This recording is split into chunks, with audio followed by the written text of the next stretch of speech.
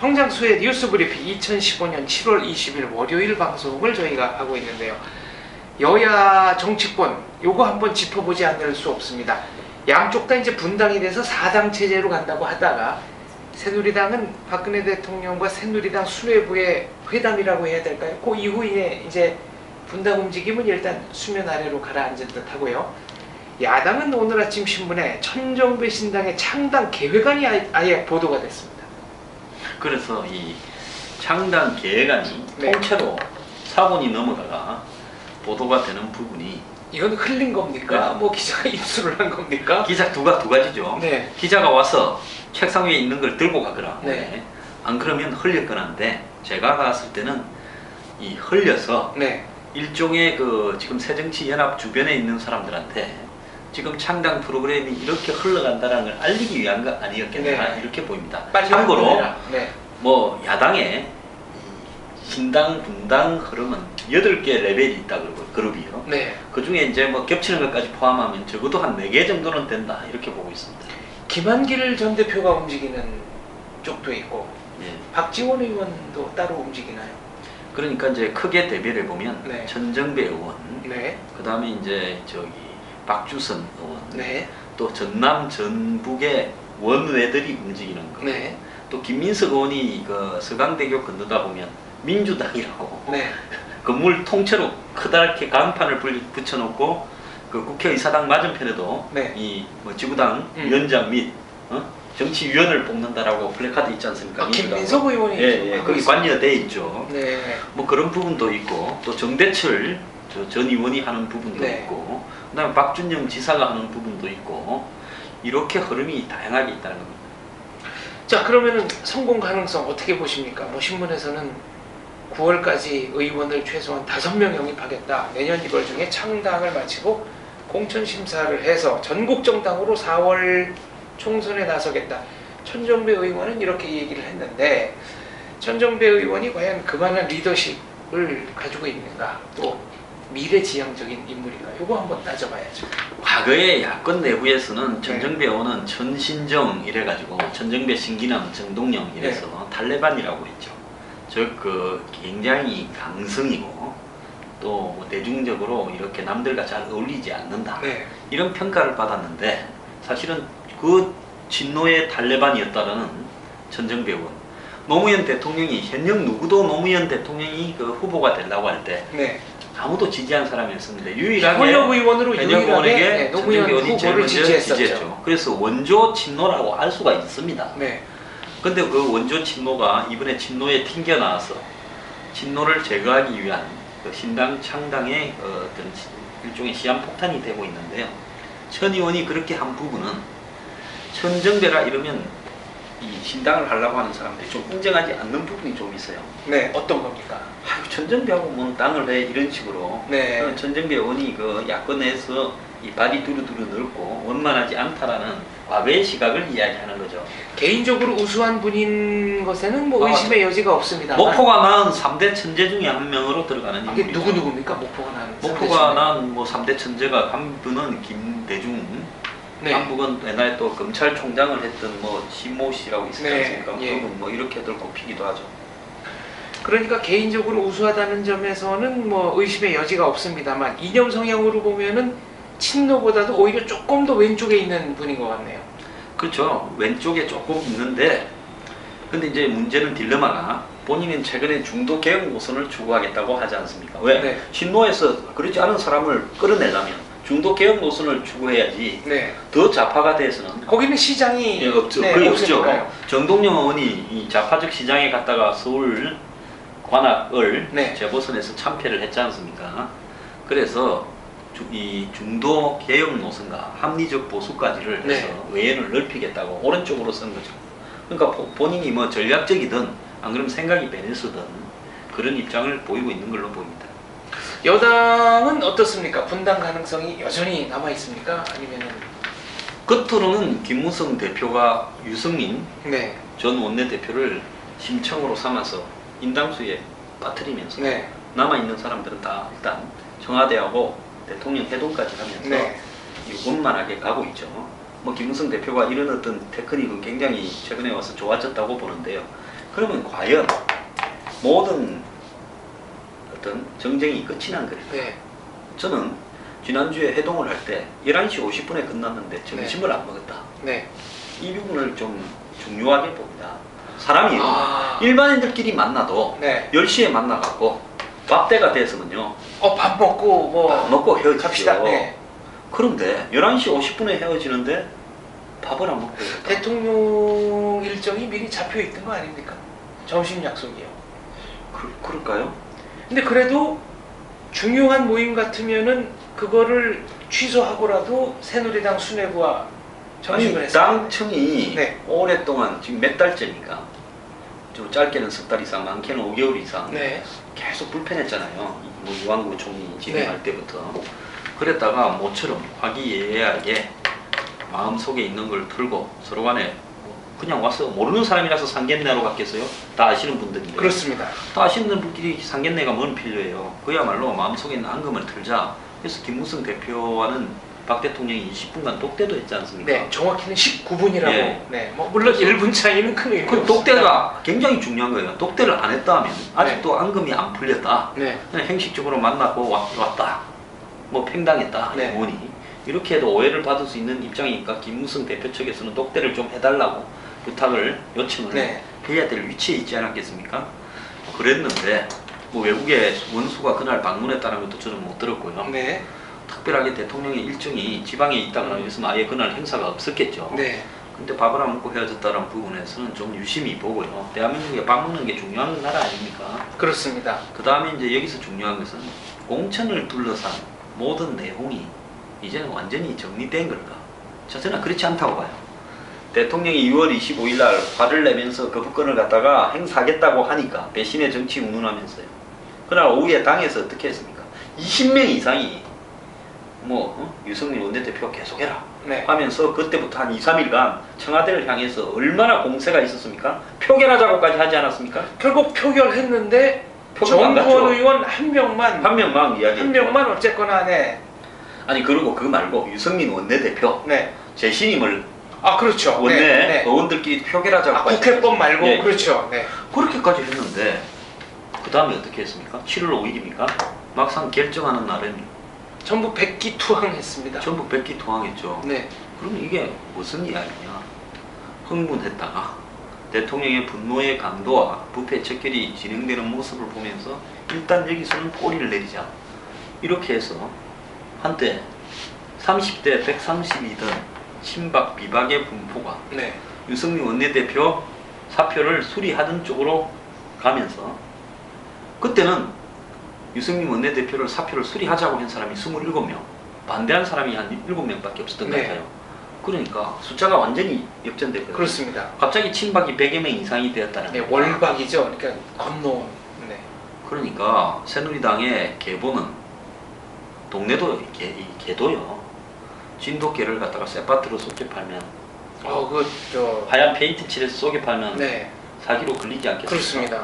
하루에 정치인이 족보를요. 하루아침에 친박에서 비박 친이로 갔다가 또 하루아침에 다시 친박으로 오는 이런 행보를 하는 정치인이 160명 모여있는 저 집단에 대해서 예를 들어서 박근혜 대통령이나 김무성 대표가 네, 모든 사안이 이제 여기서 끝이 났고 앞으로는 화기애애하게 갈 거다라고 생각을 하겠습니까? 별다른 계기가 없었는데 하루 저녁 사이에 유턴이 가능한 사람들이라면 비슷한 경우를 만났을 때 얼마든지 유턴할 수도 있다. 이게 핵심 포인트 아니겠습니까? 지금요 이번에 제가 전번에 그런 이야기를 했지 않습니까? 네, 이번에 국회법 개정안 유승민 문제를 타협하더라도 끝도 없이 국내외에서 폭탄들이 터질 거다. 네, 자 이번에도 이거 예를 들어서 국정원 해킹 이것도 폭탄 중에 하나라고 봐야 되죠. 해외에서 우연히 터진 폭탄인데 이런 폭탄들이 계속 터져 나올 때 박근혜 대통령이 이 문제를 제대로 헤쳐나가지 못하면 즉 지뢰 제거반을 제대로 가동하지 못해서 폭탄에 의해서 내상이 좀 입었다. 이렇게 되면요 지금 친박으로 왔던 사람 하루아침에 다시 또 비박으로 갈 겁니다. 언제든지 갈 수 있다. 네. 예, 그렇기 때문에 여기서 중요한 것은 결국은 대통령 지지율 또 김무성 대표의 앞으로 공천과 관련된 의지 네. 저는 오픈 프라이머리가 될 거라고 생각해서 주장한 게 아니라고 보고 있습니다. 이런 부분이 내년 4월 총선을 향해서 임박해 갈수록 네. 아마 핵폭발하는 형태로 나타날 수가 있다.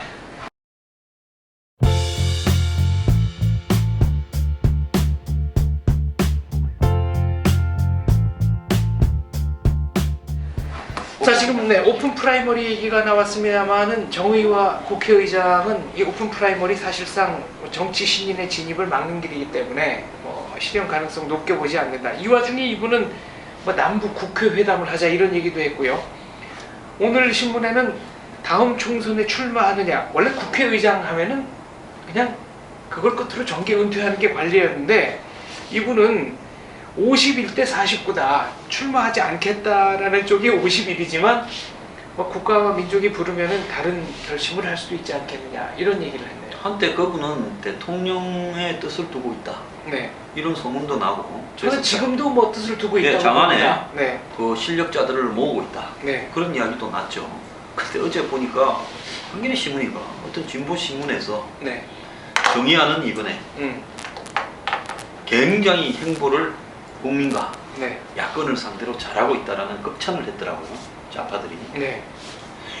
조국 교수가 그랬는 것 같아요. 그리고 또 유승민은 권력에서는 거리가 멀어졌지만 대통령 선거는 다가가고 네. 김무성 대표는 대통령과는 다가갔지만 네. 대통령 자리를 차지할 그 어떤 거리는 멀어졌다. 이렇게도 이야기해요. 요즘 야권이 아예 그냥 여권을 분열시키기 위해서 굉장히 그런 어떤 이야기를 하는데 문제는 여권에 있는 인물들이 마치 본인이 야권과의 통합과 소통을 잘하면 네. 이 대선 권력에 또 중도화를 지향하고 또 뭐 자양자를 조금 해서 좌부터 우까지 두루 잘 통한다고 생각하면 대권 권력에 마치 다가간 것처럼 착각하는 현상이 있는데요. 제가 여기서 분명히 말씀드리고 싶은 것은 토끼는 집토끼부터 요리해 먹어야지 집토끼는 개판으로 놔두고 산토끼나 잡으러 다니다가 나중에 집에 들어오면요 여우가 토끼 다 물어갔습니다. 그래서요 산토끼 잡으러 다니는 새누리당의 보수 성향 대권 주자들 정신 좀 차리기 바랍니다. 정의와 의장이나 유승민 의원 같은 경우는 어떤 경우에도 새정년의 대선 후보가 될 수는 없는 거 아니겠습니까? 그럼요. 새누리당에서 뭐 대선 후보가 되든 새누리당을 뭐 대신한 어떤 당에서 후보가 되든 보수 진영에서 가야 될 건데 네. 한마디로 자기들이 발을 디디고 있는 기반은 잡아놓은 거니까 이 사람들 신경 쓸 것도 없고 왼쪽으로 강한다? 저는 김무성 대표가 지난번에 5.18 때 광주에 가서 물세례를 맞고 또 노무현 대통령 뭐 네. 그 이 주기 때 기재 때 네, 가서 뭐 물벼락을 네. 맞고 하는 이런 어떤 부분에서 과연 저렇게까지 또 님을 위한 행진곡을 무슨 행사에서 불러야 된다는데 또 홍조를 한다든지 네. 이번에 뭐 야권을 달래서 꼭 공무원 연금 계획화를 시켜야 된다고 그 대가로 국회법을 던져주는 거 네. 이런 것들이 과연 잘하는 행동인가. 자 이번에요 국회 선진화법 개정하겠다고 새누리당이 모르겠습니다. 대통령 마음에 좀 들라고 그랬는지 말을 했는데 어떻게 하는지 이번에 이 국정원 해킹에 대해서 어떻게 대응하는지 좀 보면요 속마음이 다 놀더라고요. 알겠습니다. 자, 눈에 번쩍 띄는 기사가 또 하나 있는데요. 대우조선해양이 조선소 수주 잔량이 세계 1위다. 8개월째 이제 이런 그 호황을 이어가고 있다라는 기사가 났습니다만은 조선일보에는 무려 대우조선이 2조 원의 부실을 숨겼다. 지난 9년간의 주인은 낙하산 사장들이었다. 좀 충격적인 기사네요. 제가 얼마 전 뉴스 브리핑에서 대우조선이 이런 문제가 있는 거는 한마디로 주인 없는 회사에서 네. 정치권에서 당시 역대 정권에 청와대나 이런 끈을 대고 사장이 내려오고 수십 명의 간부들이 내려와서 네. 이렇게 만들었다. 또 더 나아가서 한국의 플랜트나 해외 엔지니어링 이런 부분에서 견적 기술이 또 기술이 부족해서 네. 엄청난 적자를 낳고 있다 이야기했는데 그게 지금 오늘 신문에 다 확인이 됐어요. 2조 원의 부실을 숨긴 대우조선의 지난 9년간은 낙하산 사장이었다. 즉 대우조선 사장하려면 정치권에 끈대야 되는 거 아니에요? 그렇죠. 이 문제도요. 노무현 대통령 네. 때 기억나는 거 없습니까? 당시에 네. 남상국입니까? 남상국 사장. 대우조선 네. 사장이었죠. 그렇습니다. 이분이요. 노건평 씨 만났다가 그때도 뭐 연임하는 거 이런 거 문제였을 거예요. 그렇죠. 그래서 노무현 대통령이 방송에 나와서 생방송으로 서울대까지 나온 예, 콕 집어서 예, 좋은 학교 나오고 뭐 이런 분이 이렇게 로비해서야 되겠느냐. 우리 형님 네. 시골에 계신 양반한테 로비해서 그러냐 이래서 이분이 당시에 마포대교입니까? 신발 넣어놓고 뛰어내려서 네, 그 돌아가시고 방송 보자마자 네. 유서도 그때 없어졌어요. 진짜 그때 유서가 왜 없어졌는가 하는 게 공개가 안 됐죠. 네. 가족들이 엄청난 항의를 했고요. 그랬고 그런 정도로 대우조선 사장은 한마디로 청와대 눈치 보고 여당 눈치 보고 네. 또 노조 눈치 보면서 했습니다. 그 여기에 또 더 심각한 것은요. 한국의 조선 3사 하면 대우조선, 현대조선, 삼성중공업 네. 이렇게 뽑는데 이 3사에 최근 1년간에 적자가 8조가 났다는 겁니다. 왜 그러면 8조가 났느냐?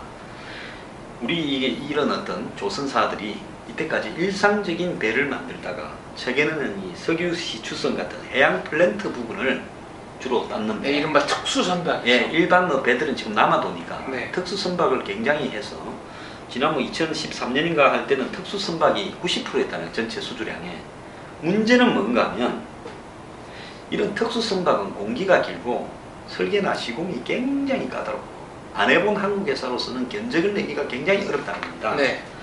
그래서 실력도 부족하고 설계 기술도 없고 이런데도 불구하고 이 기자재도 50% 해외를 수입해야 되는데 50% 이상을 한마디로 우리가 할 능력이 잘 안 되는데 네. 무리하게 가격 경쟁을 빌려서 이렇게 수주를 하다 보니까 여기에서 전부 해보니까 적자가 나고 있다는 겁니다. 그러니까 돈을 받는 건 많이 받지만 들어가는 돈이 더 많기 때문에 적자가 나는 거네요.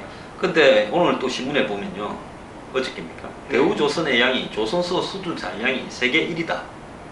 즉 따놓은 게 세계 네. 1위인데 이 세계 1위 중에서 90%를 만약에 특수선을 했다면 네. 여기서 적자가 얼마나 나겠어요? 그러니까 100억 받는 거는 좋은데 그 100억 받은 대가로 200억어치를 지어줘야 된다 그러면은 수주 잔량 1위라는 것은 오히려 이게 좀 큰 부담이 들. 그러니까 될 수도 역대 있거든요. 사장들이요 전부 자기 실적과 네. 과시해서 얼마 수주했습니다 하면 네. 얼마 남았나는 묻지도 않아요. 그게 핵심 아니겠습니까? 얼마 남느냐가 중요한 거지. 그래서 얼마 수주했으니까 네. 내가 사장 연임 좀 하자. 이런 것들이 오늘날 이런 부실을 낳은 거죠.